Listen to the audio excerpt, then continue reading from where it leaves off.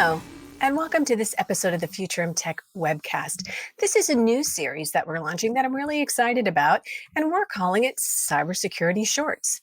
And today's our first episode, and our goal here will be to cover a handful of topics in quick succession that'll be available on It'll be available as a full episode on our webcast and podcast channels, and then it'll also be available as individual snippets of conversation in case there's a topic that you're most interested in. So we're excited about it. We think that you'll be excited about it too. I'm so happy to be joined by my colleague and fellow analyst here at Futurum, Fred McClimans. Hey, Fred, great to see you. Great to see you, Shelley, as always. As always. So we're going to start out by talking about some recent cybersecurity news. ChinaLinked hackers have used a VPN flaw to target U.S. defense industry researchers. This was reported in the last week that at least two groups of hackers linked to China, big surprise, have spent months taking advantage of a flaw in Ivanti's Pulse Connect secure VPN suite. And they've used this to break into what has been described as a very limited number of customer systems. Of course, there's always a move to mitigate damage in these early days. And I don't doubt that it's a very limited number of customer systems, but still, what I thought was interesting about this was that cybersecurity company FireEye, who also discovered and reported the SolarWinds hack that we're still dealing with fallout from, reported tracking 12 malware families associated with the exploitation of this Pulse Secure VPN, these VPN devices. And all of these are related in some way to circumventing and getting backdoor access to the devices.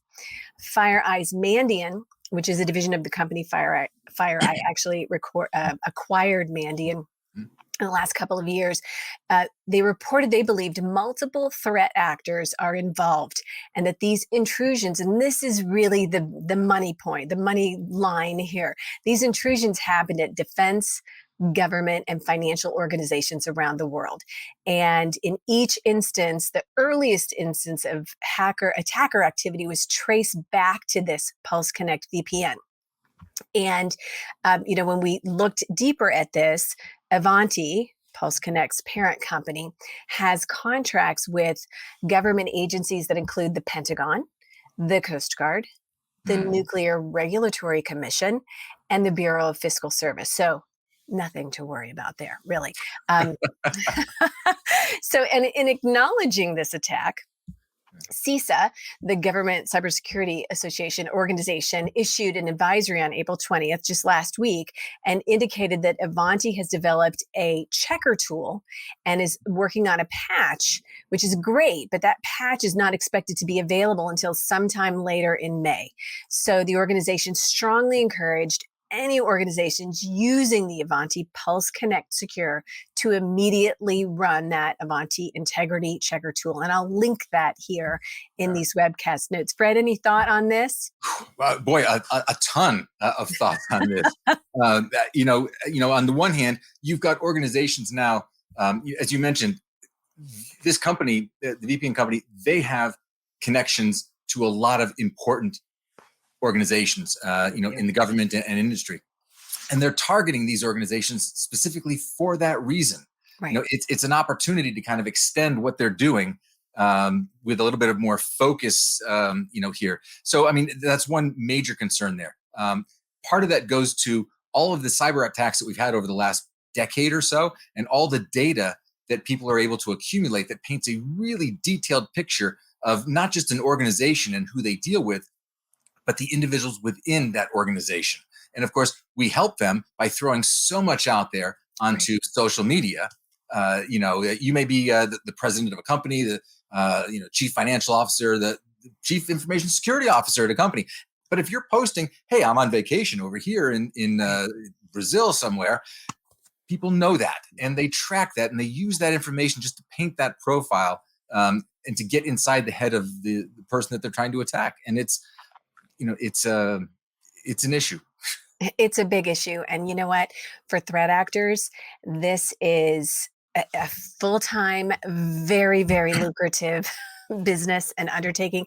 And it's funny that you should mention, other breaches and government entities and social, because we're going to touch on all of those topics later on in our conversation. We are. And so, as a segue here, speaking of the SolarWinds attack, and this is a hack that happened, that was discovered in February, and we are so far from understanding truly the consequences and how the infiltrations and what data was accessed. I mean, again, we are so far from this. We do know that this was a Russian attack, and so I know that a bipartisan group of lawmakers has had some thoughts on what governments need to do to mitigate cybersecurity vulnerabilities, and you're going to talk a little bit about that.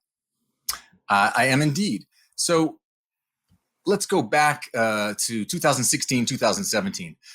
There were a number of conversations that were taking place in the cybersecurity world about how to augment the capabilities that the United States has as an entity, and individual, businesses and so forth, and critical infrastructure sectors.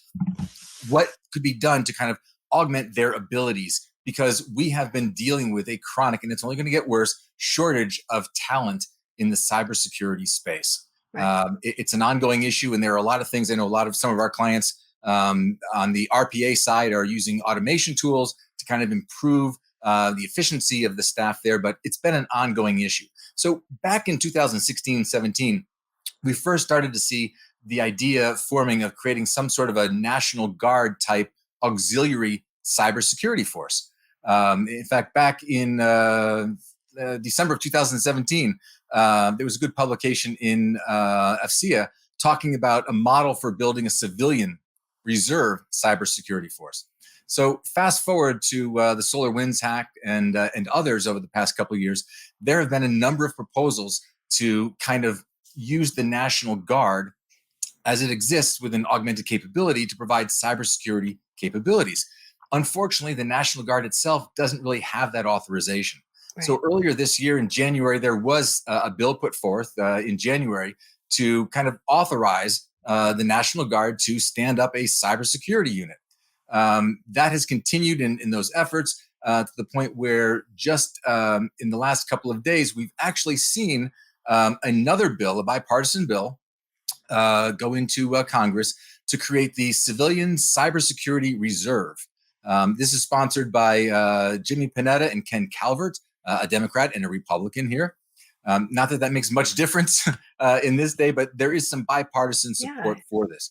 So what this would effectively do, and they're trying to set up a sort of a pilot program here, this would help the Department of Defense and Homeland Security with an effort to create sort of a civilian reserve corps. You would have to be a member or a prior member of the Defense Department or the military or the government in some capacity. And it would be an invitation only type of agenda or operation here. Right. It's intriguing. I think there are a number of challenges that we face going forward. I don't know that this particular bill has any more legs than any of the other dozen or so that have been over the past few years. Right.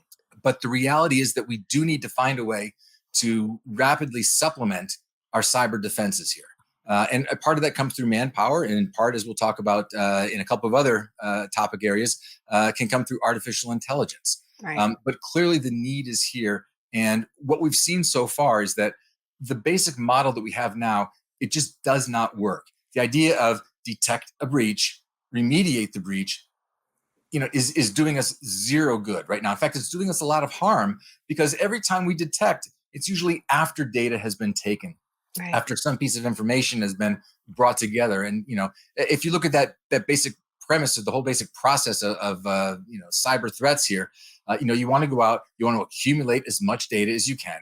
You want to aggregate that data together. Then you want to analyze that data to find some really meaningful insights, and then act on that data. Right. And we've been giving them a decade or more of accumulate and aggregate and analyze. And it's kind of scary here where we are. So I'm nice and pleased and very happy and thrilled to see this effort here. We'll see how successful it is. But it's something that, at least if we don't try to augment our capabilities in this type of an area, then I think we're just kind of sitting around waiting for the next breach. And I know as I mentioned earlier, some of the skills shortage here that we're trying to address, some of that can be done through RPA technologies. And, Shelley, I know you've been working with some of the companies out there that are doing exactly that in this space.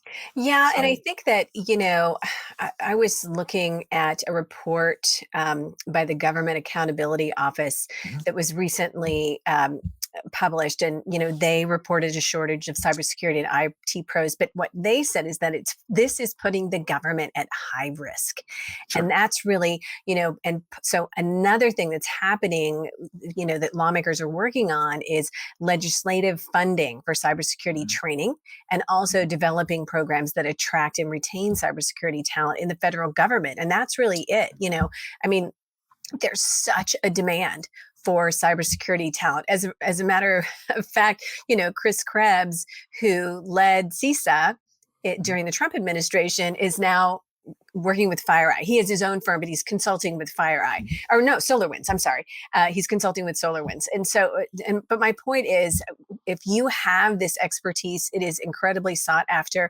And I know that you have kids who are teenagers. I do too. I can't tell you how many times I talk to my kids about, do you have any idea what opportunities exist in the cybersecurity space? And they look at me like, Mom, you're crazy. Shelley, I tell you, um, my oldest son is a senior in high school, Yeah. and the class he loves the most, cybersecurity. Yeah.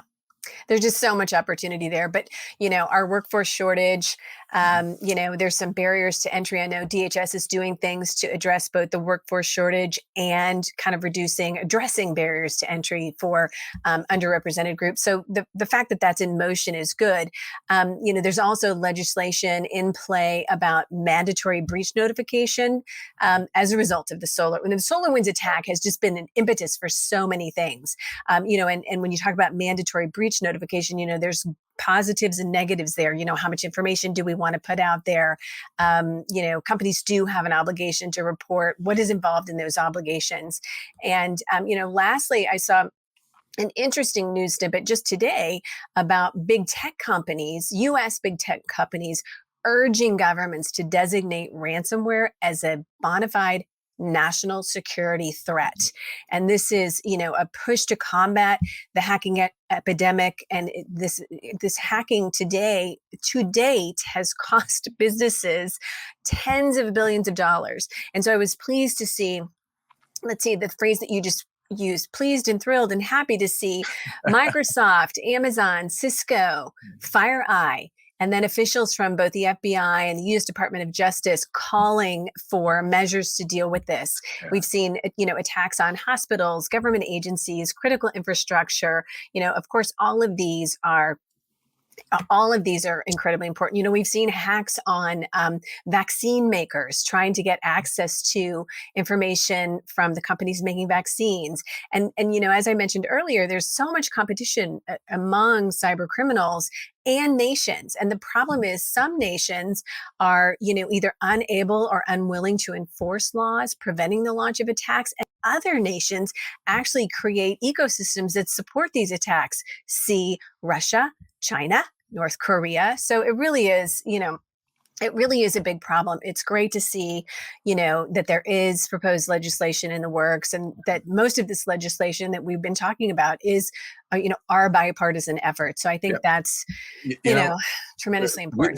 this, Shelley, one final thought on this. My hope is that we don't get caught up in the yes or no answer politics in this type of situation. And I'll give you a really good example. Breach notification, tremendously important, Right, but there are layers of breach notification. right. If I'm in a situation where I've just detected an intrusion into a network, the last thing I want to do before I've had a chance to actually figure out what's going on is to announce that. I may have Yeah, cured the breach, I may be aware of right, what's taking place, but I don't want to tell the world we found you. So right. there's a layer there. There's maybe an initial breach notification that goes to A certain a group. government Yeah. organization that has the participation of industry leaders in there, so that everybody is now aware of what's taking place. And then there's a staged release of information, in a more public venue. So we'll see how this plays out. Yeah, and I think, lastly, I think what needs to happen from a business standpoint, it's like with the Microsoft Exchange servers attack. It's like with this VPN attack, now with the Pulse Connect VPN, there's not a patch available yet, but there's a way to see if you've been affected, right? With the Microsoft Exchange server attack, part of the problem with that is that there are tons of companies who haven't done the patches, and so again, is it lack of time, expertise, whatever it is within your organization, but there is a very real responsibility on the part of businesses to understand that cybersecurity is, a board level conversation. This is something that has to take top priority over everything else that's going on. And when something big happens like this, everything has to stop until these patches are in place. And I think that's an important thing as well. So I want to move on in this conversation. You mentioned earlier what we put out there in social security, what we put out there in social media and how that has an impact. And one of the things that I saw the other day that I thought was interesting is that the UK launched a counterintelligence campaign warning over folks being targeted on LinkedIn. And so the UK Centre for Protection of National Infrastructure, in conjunction with their counter-espionage components of their national security service, MI5, isn't that James Bond, MI5? They've issued a warning to the UK's government workforce, alerting them to the danger of using LinkedIn. And this new campaign that they've launched is called Think Before You Linked. Think Before You Link. And so the campaign targets 450,000 UK civil servants, academia, government, and what the agencies behind the campaign claim is that over 10,000 individuals have been targeted on LinkedIn within the last 5 years. Personally, 10,000 5 years doesn't seem like a big number to me. But let me step back and say this kind of education doesn't just stop. This kind of campaign doesn't just stop in the UK. In France, for instance, in 2018, the government warned their government workforce about the use of threat actors on LinkedIn who were talking about consulting contracts and reaching out for fake interviews. And some 4,000 French workers were involved that were targeted on LinkedIn by threat actors. Same thing happened in Germany in 2017 and 2018. And the United States created a campaign in 2020, and Australia created another campaign. So all of these governments are looking at LinkedIn and saying, people, LinkedIn is dangerous. And what they shared, again, is that foreign intelligence services said that they're posing as headhunters and consultants on networking sites specifically to target people in various countries. And this is one of the top ways that foreign adversaries both identify and target government cleared workers and get information from them. And I thought that was really interesting. And it's funny because I have a fairly large LinkedIn network. And one day, a couple of weeks ago, I had a couple of different connection requests. And what was so odd is, how you're kind of moving at a fast pace and you're doing this and you're doing this, or you're scrolling through your LinkedIn connections. And I use LinkedIn all the time. So it's an important platform for me. Yeah. But my brain recognized as quickly as I've been going through connection requests and reading, pitches and everything else, that two of the requests had the exact same photo. I've got a story for you on that in a second. So anyway, the whole campaign around, I thought this was interesting, and I'll link this in the show notes. The campaign that was released in the United States in I think November of 2020 includes a 30-minute film, and it's called The Never Night Connection. And it walks through specific instances of how this kind of targeting happens on LinkedIn, and what threat social platforms pose. And if you're using LinkedIn, or if you're a business leader and you have team members using LinkedIn, this could be 30 minutes well spent watching this. And Fred, so tell me about your your story. So it's almost exactly what you described about realizing something about a picture. About 3 years ago, I was going through LinkedIn, regular basis, just kind of going through the different connection requests. Yeah. And one just happened to catch my eye. I thought, looks familiar, but I don't know. Let me click through, go back and look at the person's background. I'm like, that's interesting. They've got a couple of other connections. I followed that to a couple of more connections. And I ultimately come across several different attempts that people had made to connect with me on LinkedIn that were linked back to a common item. And that was that they had each attended the same university in China for the same period of time. And that was their only education experience. They only had one job experience on there at some fictitious company that just did not exist. Right. So I started following this down. Where were they connected to? And it turned out that there was a complete imitation or a virtual company that existed, but the one that was online wasn't the exact same company, sort of a fake web page situation. Fake company. It was in the oil and gas exploration field, and they had connections within this LinkedIn page, and the people that were all there is listed as VP of sales, this head of marketing, that. They had connections to thousands of people in the oil and gas industry at that mid to lower level, level there, lower level working or employment level. There was also, as part of this, one of the common threads that I found in this group was there was a social firefly, sort of a fire starter. A fire starter in social terms, that's the person that goes, oh, that's a great idea. I can connect you to this person and this person and this person. They bring everybody together. They're sort of that the buzz at a party, so to speak. This person there, I could not track down beyond a couple of different social media profiles that all looked bogus when you kind of dug into them deeper. But this person had connections, and somebody was having conversations with all of these people in the oil and gas industry, and they were chatting about where they were going and what they were doing. It spanned multiple networks. But the interesting thing was that when you went back to all the core, like the heads of the business lines, the VP of exploration and the head of sales and whatnot, all of their pictures were pictures that you could find on the free advertising sites, the male model sites, the female model sites, the business exec, the person sitting at the computer. And they had taken these pictures and even used them multiple times with multiple individuals. I have many friends, by the way, you don't have to, people don't just resort to taking images from sites like, image sites or whatever. I mean, I can't even tell you how many friends I know personally, male and female, whose profiles have been, whose photos have been stolen, have been reused, even pictures of their kids.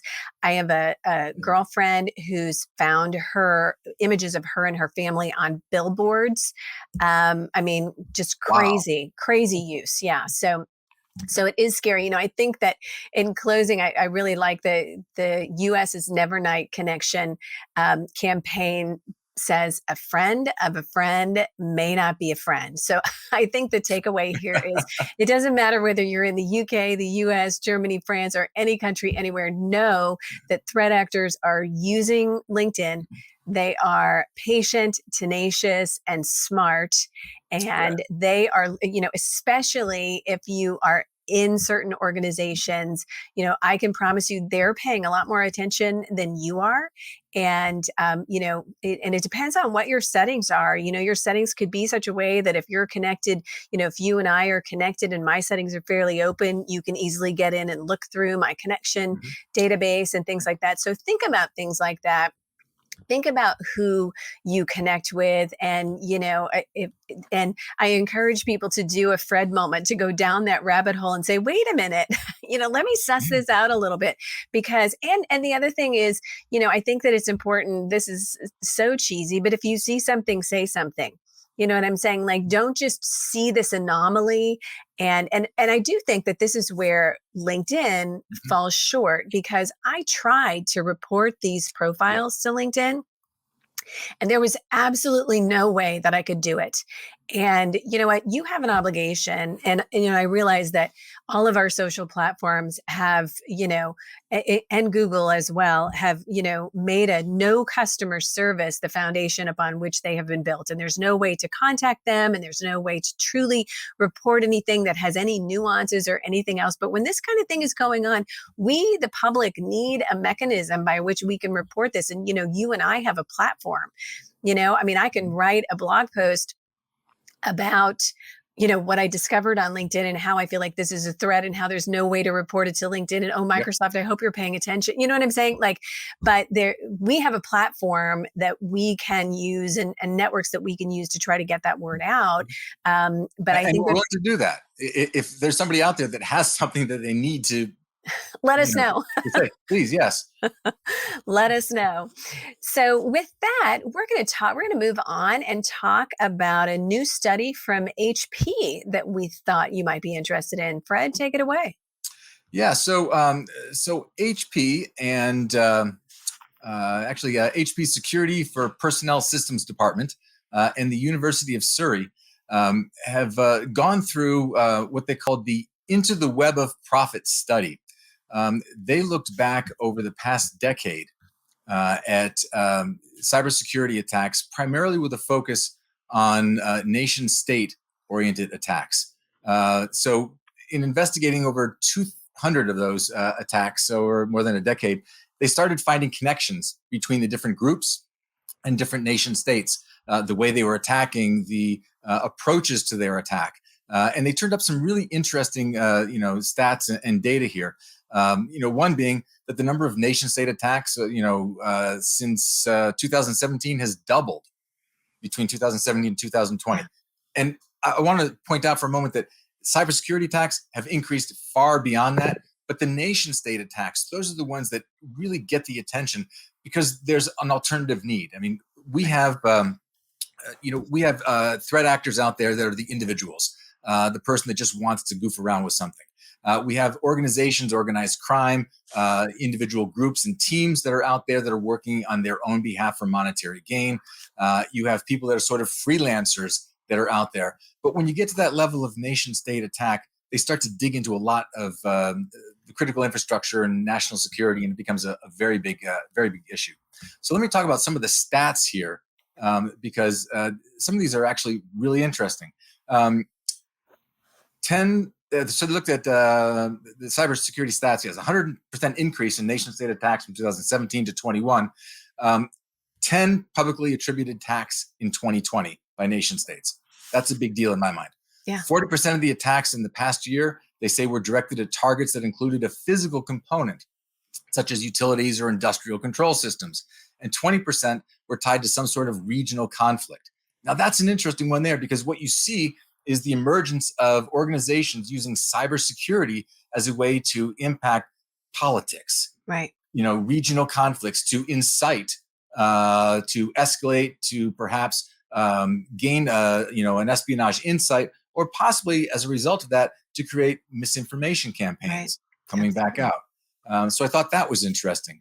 They also found that nation-state attackers were now more interested in enterprises, 35% of the attacks. I saw that. Than they are in government cyber defense agencies, only 25% of the attacks. There's a lot of money there. Yeah. A lot of money there. And it's important to point out that the nation-state attackers, they're not necessarily the state itself, but teams that the state would hire and work with or gain information from. And in fact, there's an interesting side note that they found in here. 10 to 15% of the black market sales of data coming from these nation-state oriented attacks are believed to be providing those services or supplying government groups with that data. Right. So it's not just an issue of a nation-state saying, here's our team and we're going to do X. Right. It's people going out and independently gathering information and then selling that information. Yeah, this is big business. But one point to your focus on to your point on focusing on enterprises, think about it this way. The SolarWinds hack. Okay. SolarWinds is an enterprise. Yep. One of the biggest defense vendor for defense organizations, right? So they weren't targeting the government directly. They targeted the SolarWinds enterprise. Same thing with the VPN, Pulse Connect VPN enterprise who has connections to government. So I think that kind of explains that a little bit. I think they're very, very interested in accessing government information. Yeah, absolutely. But they're And doing it in a different way than sometimes than going directly to the Right. government itself. When you look at that, that component that says, look, an increased number of these attacks are not just in cyber, but they're targeting physical assets out there. You think about the 16 critical infrastructure sectors, everything from chemicals to communications to transportation to food, all these systems that a nation would need to survive. And we put a lot of emphasis on those, but they are increasingly at risk from these type of attacks. Right. And when you start to look at the increased tendency for organizations to actually use these attacks to impact politics, now you're starting to see a bigger picture coming out here. And when you look from a regional conflict perspective, there's no doubt that yes, we have been in conflict with Russia since the 40s and through the Cold War. China is that emerging threat, but we can't discount Russia, North Korea, Iran, and others out there that are seeing that they can use social media, not just information campaigns, but information that they may gather on the physical assets that are out there to kind of position themselves in a new type of light. And that opens up the possibility for recognizing that at some point, we either have to just openly declare, which we have not done yet. We've been kind of cybersecurity is off on the side. We have to literally openly declare, look, an attack on us and our critical infrastructure in cybersecurity is the same thing as a physical attack on our shore. Absolutely. And something has to be done there. Or you step back and you go, look, we're going to all agree we're not going to do this anymore. I'd love to say that's not going to happen. That's not going to happen. It's That's just never not going to happen. out there. But it is interesting that this whole study, I think, just kind of highlights, and we'll include the link in the show notes for this. But I think it kind of highlights the fact that the the cybersecurity, the sort of the hacker movies of the 80s and 90s and the war games type stuff. That's cute, but we have moved so far beyond that. We have. We've moved so far beyond somebody stealing your credit card data and using it to purchase something at another store. We're now to the point where national security interests and by default civilian and citizen interests are now being impacted in a significant way. And I think that needs a new level of attention, which goes back to the first thing we talked about in this show today, the effort to kind of augment the cybersecurity reserve capabilities that we have. Well, absolutely. And also, U.S. big tech companies stepping up and saying, this is a national security matter. And, no matter what anybody else says, we're here to tell you that we know this is a national security matter. So I think that's a really important thing. And I think that it's great to see these companies get involved. Moving on in more hacking news that may be of interest, 3.2 billion leaked passwords containing 1.5 million records with government emails are out there floating around. This comes from an analysis by SciHunt, an application security assessment firm that helps organizations guard both mobile and web applications. They published an analysis of what is the biggest known compilation of password leaks by a hacker on an internet forum. This 100 gig data set is called COMB21, compilation of many breaches. It was published in an online cybercrime forum on February 2nd. This data was compiled from multiple leaks in different companies and organizations over the years. And here's some of that data. 3.2 billion passwords linked to 2.18 billion unique email addresses were exposed in this data dump. This includes 1.5 million passwords associated with email addresses from government domains around the world, including 625,000 from the US alone. In addition, these numbers are crazy.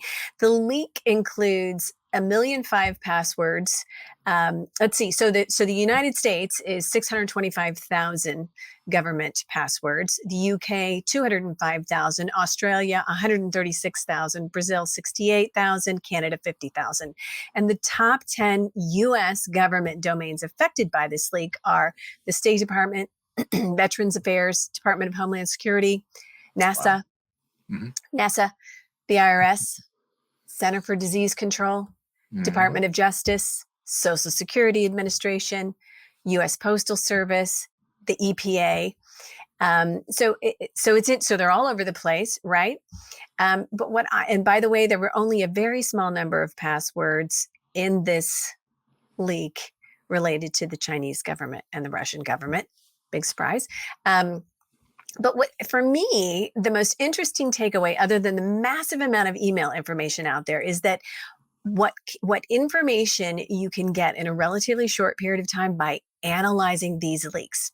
Okay, so what they were able to do is that looking at this data, they could see current and past passwords, which also shows what my patterns are as a user and how password reuse and changing password habits are shown. And what they found was, in many cases, between 3 and 30 passwords that were linked to a unique email. So Shelley Kramer, my email. And it could show whether I'm using the same password on domain, because, by the way, those domains are in the leak. So you don't have to look at that many to see, oh my God, here she is on 10 different domains using the exact same password. So you've got your password reusers clearly identified. Think about the danger this presents for your organization, especially if you're a government. And then it also showed password changing habits. So every time Fred changes his password, he takes the same password and he adds this character. What's the next character in that sequence? So predictive analytics, machine learning. Yeah. Right. So we are creatures of habit. Again, think about the danger that this poses to your organization. And then to tie this back to the threats to infrastructure that we were just talking about, the Oldsmar, Florida water facility that was attacked in February plays a role here. And this is, for those of you who might not remember or don't connect the name, this is the water treatment facility where lye levels were increased 100 times in an attempt to poison the water supply. This attack in Florida, it happened 3 days after this data was leaked online, and the credentials for the water plant were included in this email password leak. So that is a very big deal. And I just thought, these numbers are just so mind-blowing. And it's like, but what we can't let happen, if you're listening to this, if you're watching this, what we can't let happen is we can't be so overwhelmed by the enormity of this that we just think, and I'll say this because you and I, we've done some research with both brands and consumers, not at all related to cybersecurity, but where consumers have told us that they feel so vulnerable and they feel like their privacy is not protected by brands, and they're very concerned about it. They're anxious about it. They don't know what to do about it at all. So I think, and so sometimes, I think we just tend to, whether we're a business or an individual, sometimes we get so overwhelmed by the enormity of the challenge ahead of us that we just are kind of frozen. We don't do anything. Well, we can't afford to not do anything about this. No, absolutely not. It's interesting you mentioned the trust issue in there. We did a study with SAS last year that revealed exactly that consumers, a majority of consumers felt that they were giving up too much data, they were giving up too much control. And at the same time, you had a majority of brands out there that were also saying, look, we recognize one really big breach can destroy the trust that we have with our consumers out there. And yet we still get into the situation where, because it perhaps is profitable, it advances a new product launch or whatnot, we often see organizations moving ahead with a new implementation, a new program, a new technology, or a new market launch, a new website, without making sure that is, in fact, really 100% secure. Right. They're willing to take a little bit of a risk there. So it's a big challenge, a huge challenge out there. But that's connection. I did not know that about the connection back to the Florida water breach. That makes perfect sense there. You think about that. You go back to the 4 A's of cybersecurity. That's exactly these people accumulating, aggregating all this data together from multiple websites. Analyzing it to find Shelley Kramer's pattern and passwords. Right. And then activating that data to hack into this facility. Well, and targeting, as I said when we started this conversation, like we're going to touch on every single one of these things, whether it's the dangers of social, whether it's ransomware is a national security threat, it's the threat to infrastructure. It's like so all of these things I think are really interesting, and we're going to wrap up this conversation looking ahead to actually what's some technology that's already in use, but what we also think is ahead with regard to artificial intelligence and machine learning and threat detection and how the role that will play in cybersecurity. So Fred, let's hear it. Yes. So the news headline is Vector AI. They are a cybersecurity company that has based their core value prop around artificial intelligence and the ability to ingest and process an amazing amount of data, looking for patterns that might indicate a data breach or a security risk within an organization. The second part of that headline there is that they are now a unicorn. They raised $130 million that puts them at about a $1.2 billion valuation. Right. Not too shabby. I mean, and if you just look at that number there, that's not a unique number. We see a number of companies in the cybersecurity space using artificial intelligence, machine learning, and deep learning. All of these companies raising significant amounts of money because they're able to do something that we as individuals really can't do at this point. And that's connect the dots across an unlimited number of vectors. Right. So there's really some significant, potential here for these. So looking specifically at Vectra, what they do is they send security enriched metadata. So actually data that has been processed a bit into a more contextual format. They send it into their data lakes, and then they analyze it for any number of different possibilities, anomalies. And when you think about the number of data points that we throw off within an organization, every time data transits through an organization from one user to another, from one server to another, between different applications, that's a data path. It's a pattern that can be identified and said, this is a normal path. This is not a normal path.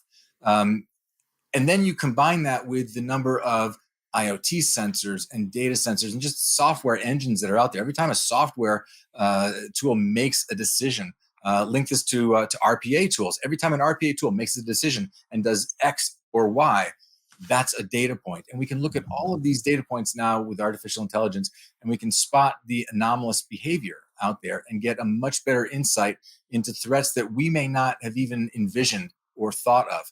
And it's important to note that in a lot of, in fact, I think just about every study that we've done in cybersecurity and the security space, Shelley, has indicated to us that there's a level of threat visibility that is critical to organizations that most organizations don't have, complete visibility on.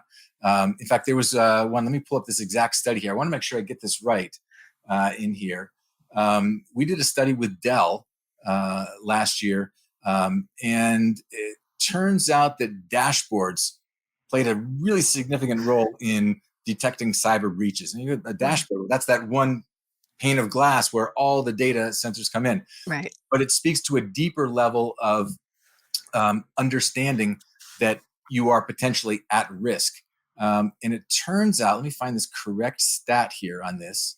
I want to make sure I get this perfect. Dashboards to understand. As a researcher. Let's see. Yeah. So, well, in fact, so in our particular study, 44%,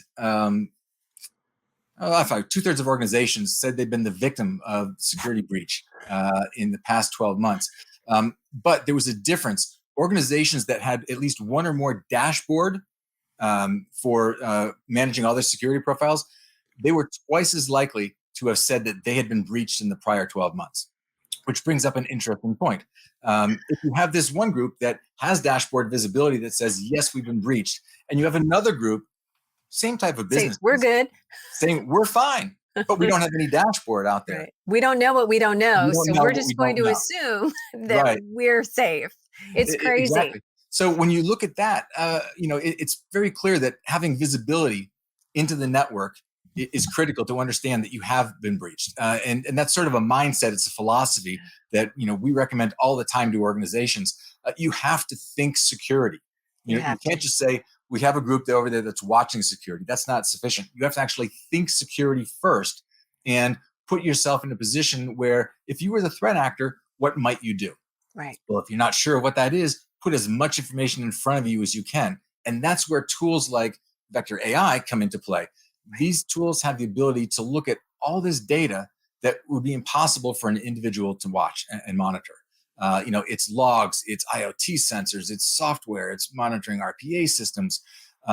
Phenomenal ability here. And I think that's kind of the future of where we're getting with cybersecurity is sort of this tiered approach where if we can pull enough information in, and I'll say this should probably be, across multiple organizations, if we can find a way to actually anonymize and take away any kind of identifiable information and patterns, although AI is pretty good about that. But if we can find a way to kind of pool data from multiple organizations within an industry into a common data lake that we can then apply the right machine learning and deep learning to spot these anomalous patterns out there. I think that has to become a part of our overall cybersecurity posture. Yeah, I think it does. And, as you said, we've done work with Dell. We know, some interesting things about what customers think or what users think and what the reality is, and that there is often a big disconnect. And, real time visibility into everything that's happening, in my opinion, is the only way a CISO could possibly sleep at night. Right. And even then, I can't imagine the stress that would go along with this job. And, Splunk has done a great job as well with their security operations centers and all the work that they're doing. And Vectra is interesting. They're not the only ones, using AI as part of this equation. One thing I thought that was interesting as we were prepping for this show is that I saw that, Vectra did a similar survey. And they said that nearly 80% of their survey respondents claim to have good or very good visibility into attacks that bypass perimeter defenses and like firewalls. Yet there was a contrast between the opinions of management level respondents and practitioners, with managers exhibiting greater confidence in their organization's defensive abilities than practitioners. So the people, with eyes on what's happening day to day, up to their necks in all things cybersecurity, really understand the risk much more sometimes than, more senior level people. And that's why we constantly say this is an executive level conversation that your organization needs to have. Cybersecurity and your CISO needs to have a seat in the boardroom. This is business mission critical. Yeah, Shelley, there's an interesting twist in there. That I've seen enough to go, this is possibly a troublesome issue. When we talk about dashboards, sometimes the oversimplification of dashboards can lead to that false sense of security.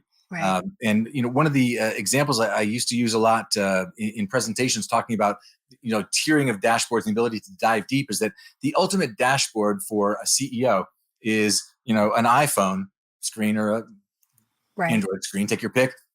And it's either red or green. And if it's green, they know everything's good and they can go about doing what they're supposed to be doing. But if it's red, they know something is wrong here. Stop.